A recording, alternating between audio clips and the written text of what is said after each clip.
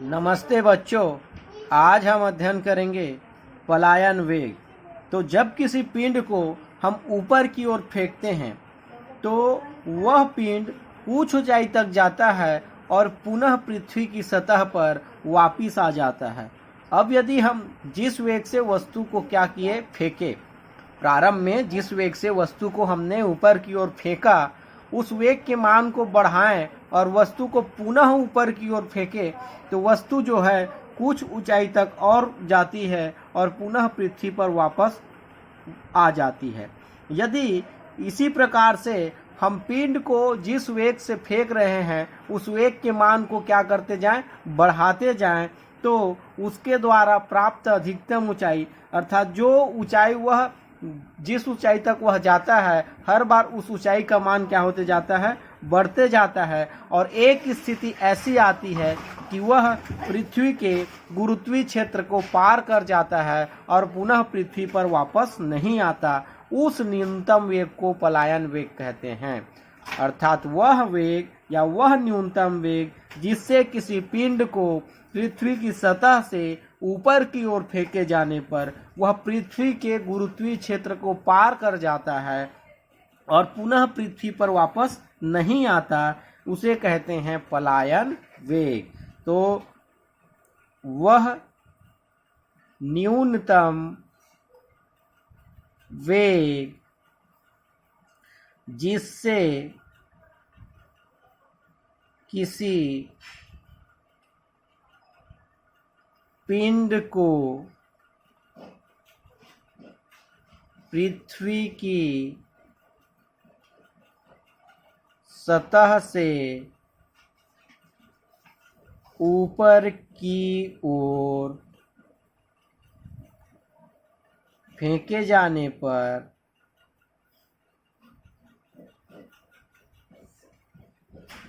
वह पृथ्वी के गुरुत्वीय क्षेत्र को पार कर जाता है और पुनः पृथ्वी पर वापस नहीं आता, पलायन वेग कहलाता है। पलायन वेग कहलाता है। तो हम ऊपर की ओर वस्तु को फेंकते हैं तो हर बार वेग के मान को क्या करते हैं, बढ़ाते जाते हैं। और एक स्थिति ऐसी आती है कि वेग के किसी मान के लिए पिंड अधिकतम ऊंचाई प्राप्त कर लेता है अर्थात पृथ्वी के गुरुत्वीय क्षेत्र को पार कर जाता है और पुनः पृथ्वी पर वापस नहीं आता। उस न्यूनतम वेग को ही क्या कहते हैं, हम पलायन वेग कहते हैं। तो आइए देखते हैं पलायन वेग के लिए व्यंजक। पलायन वेग के लिए व्यंजक या सूत्र क्या होता है पलायन वेग का। मान लो क्या है, पृथ्वी का द्रव्यमान m है। मान लो पृथ्वी का द्रव्यमान m और त्रिज्या r है। ये पृथ्वी का केंद्र O है, उसके द्रव्यमान को केंद्र पर संचित माना जाता है और उसकी त्रिज्या क्या है, r है। मान लो पृथ्वी का द्रव्यमान, माना पृथ्वी का द्रव्यमान कैपिटल M व त्रिज्या कैपिटल R है। अब यदि पृथ्वी के केंद्र से x दूरी पर m द्रव्यमान का पिंड स्थित है, पृथ्वी से के केंद्र से मान लो x दूरी पर क्या है, एक बिंदु P है जिस पर m द्रव्यमान का पिंड क्या है, स्थित है। तो पृथ्वी के केंद्र से, ये पृथ्वी के सतह से इसकी दूरी और पृथ्वी के केंद्र से इसकी दूरी कितनी है, x दूरी पर। माना पृथ्वी के केंद्र से x दूरी पर बिंदु P में स्मॉल m द्रव्यमान का पिंड रखा है।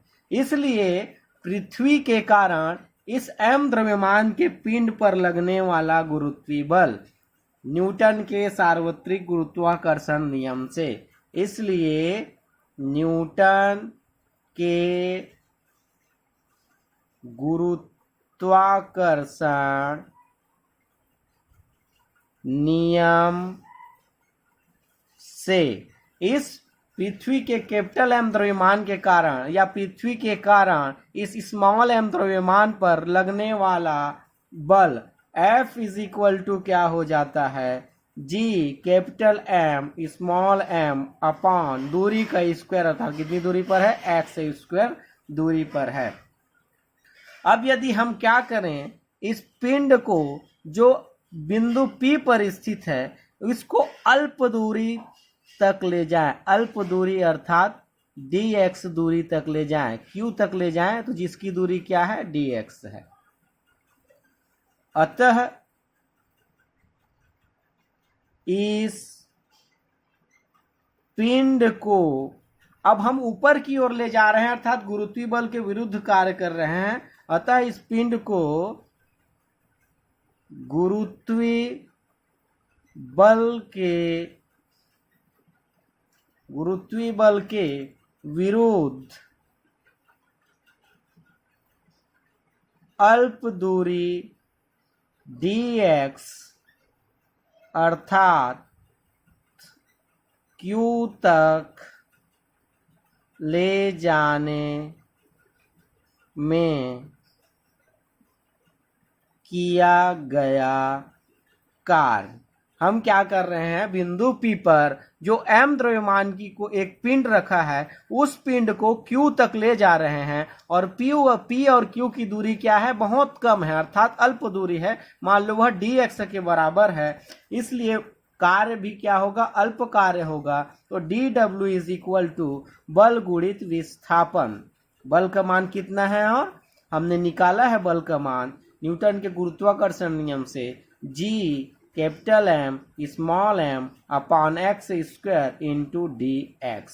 ये तो किया गया कार्य अगर हम m द्रव्यमान की पिंड को अल्प दूरी तक विस्थापित करें। इसलिए m द्रव्यमान की पिंड को अनंत तक ले जाने में किया गया कार्य, m द्रव्यमान की पिंड को कहां तक ले जाने में किया गया कार्य, अनंत तक ले जाने में किया गया कार्य क्या होगा।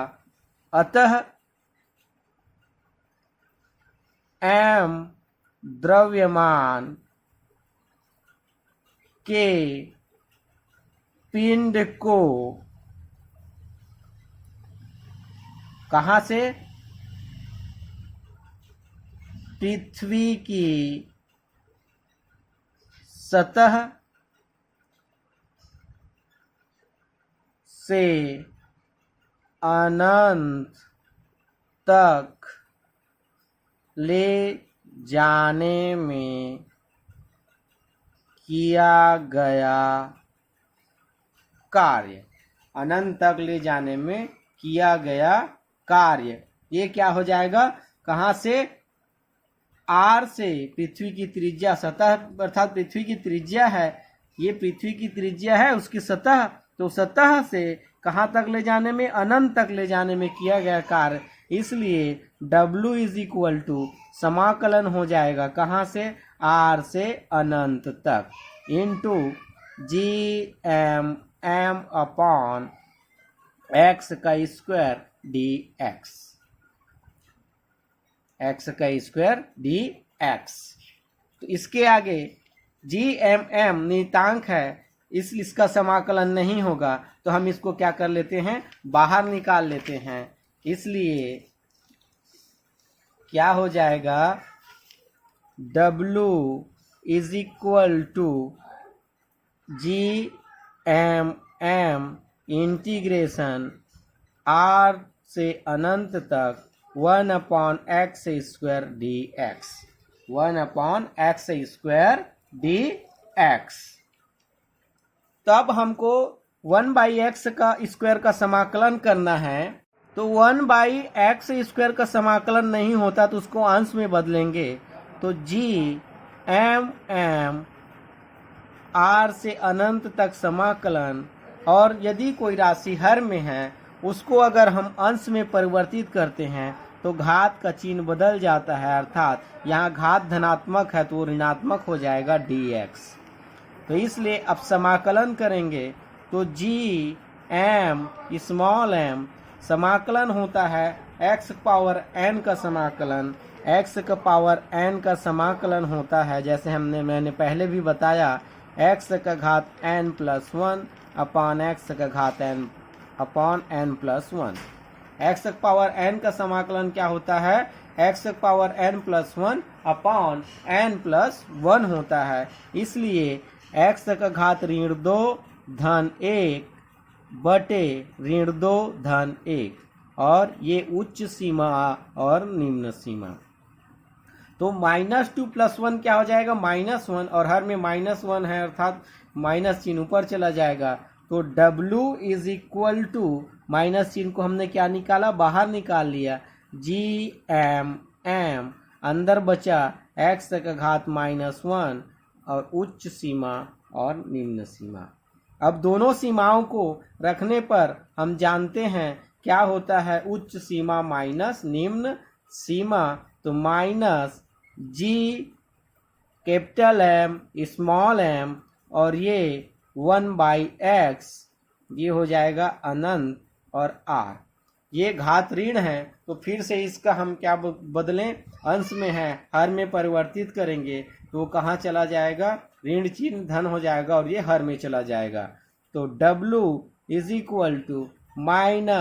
-GM उच्च सीमा अर्थात 1 अनंत ऋण निम्न सीमा अर्थात 1/R। तो 1 अनंत अर्थात 0 और माइनस क्या हो जाएगा, प्लस। ये माइनस और माइनस ब्रैकेट ओपन होगा तो क्या हो जाएगा, प्लस, क्योंकि माइनस का गुणा प्लस होता है। तो आएगा हमारा वैल्यू GMM/R। ये आया किए गए कार्य का मान। अब यदि यह किया गया कार्य पिंड की गतिज ऊर्जा के बराबर हो, यदि यह कार्य पिंड की गतिज ऊर्जा के बराबर हो, तो पिंड की गतिज ऊर्जा के बराबर हो तो क्या हो जाएगा, 1/2 mv², और ve ले लेते हैं जो इसको हम प्रदर्शित करते हैं न्यूनतम मान अर्थात पलायन वेग के न्यूनतम मान से अर्थात पलायन वेग से, = क्या हो जाएगा, GMM/R।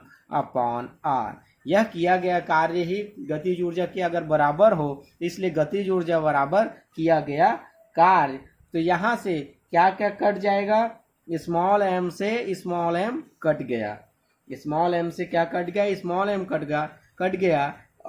2 का यहाँ से क्या करें, हम तिर्यक गुणा करें तो यहाँ बचेगा VE² = 2GM/R। अगर वर्ग है, दूसरी तरफ पक्षांतर करते हैं वर्ग को, तो वर्ग क्या हो जाता है, वर्गमूल में परिवर्तित हो जाता है।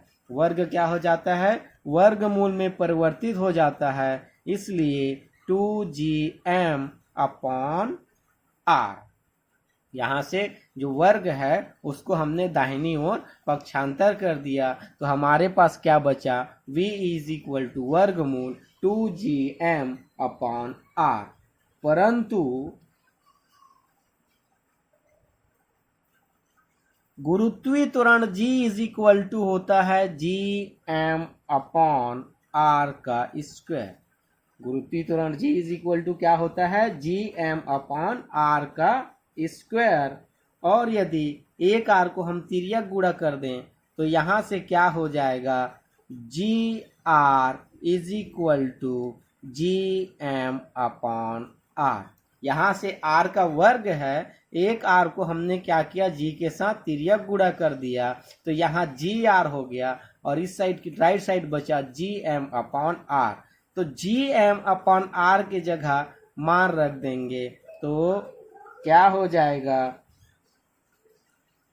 मान लो ये हमारा समीकरण नंबर 1 है, इसलिए समीकरण 1 में मान रखने पर, समीकरण 1 में मान रखेंगे तो पलायन वेग v इज इक्वल टू हो जाएगा under root G M upon R का वैल्यू क्या हो गया, जी आर, तो 2 GR। यही है पृथ्वी की सतह पर पलायन वेग का मान।